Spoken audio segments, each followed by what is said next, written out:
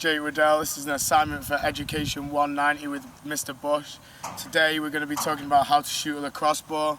We're going to look at both overhand and underhand techniques, and we're going to talk about when they're going to be used in the game. The first thing we're going to talk about with the overhand technique is hand positioning. So rather than having your hand perfectly in the middle, we're going to actually drop it down a little bit more. And that way we're going to have more leverage over the stick, but at the same time still have enough control to be able to pick that corner. So once we have the hand positioning down, the next thing we need to look at is our body position towards the goal, and also the rotation of our core that we're going to use to get the power. So first of all, we're going to look at our feet. We want to make sure that when we're stepping through, that our front foot is stepping towards the goal, because then it opens up our hips and it allows you to torque the ball at a much higher velocity. So just stepping through it real quick, we've got the hands extended and we're shooting through. So just one more time. See how I'm bringing my arms back, stepping and rotating at the same time. Once you have the hand positioning down, you need to also concentrate on getting your hands up and away. It's something that we call kissing the shoulder. You want to make sure that your chin is touching your shoulder at all times, because this means that your hands are fully extended and you're going to get that full rotation through. A problem that a lot of younger children have and beginners is that they shoot like crocodiles, like a T-Rex. They don't have no angle in their shot. Okay, so now we've talked about how the technique is performed. We're also going to talk about when and where it's used.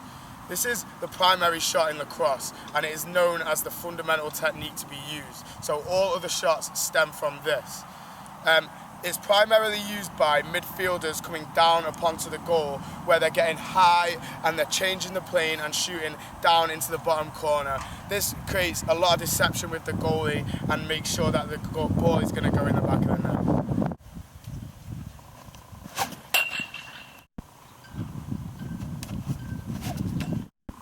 Okay, so the next type of shot we're going to talk about is the underhand. This is a technique where the ball is released from a low angle.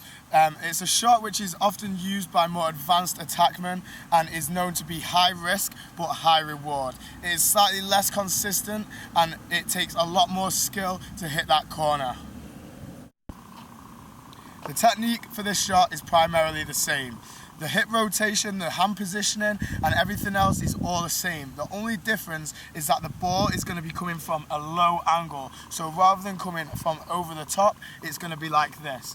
This shot is normally used when you want to bring it from low to high, because this changes the plane and it's a lot harder for the goalie to read.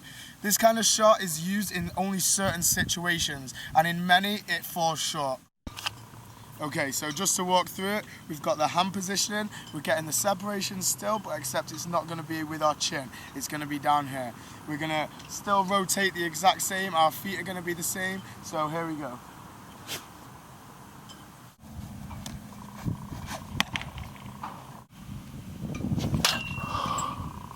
Okay, so now we've finished today's tutorial, I just want to recap on some of the main learning objectives. First of all, we've got the overhand shot. I hope that you all learn to do this with slightly better technique than what you started, and I also hope that you have a better understanding of when and where this should be used. The second learning objective from today was the underhand shot. This is a more advanced shot, and I hope that you all have a better understanding of when and where it should be used. So thank you guys for watching. Now let's take a look at what you guys can expect from next week's video. Shooting on the run. Dodging from X.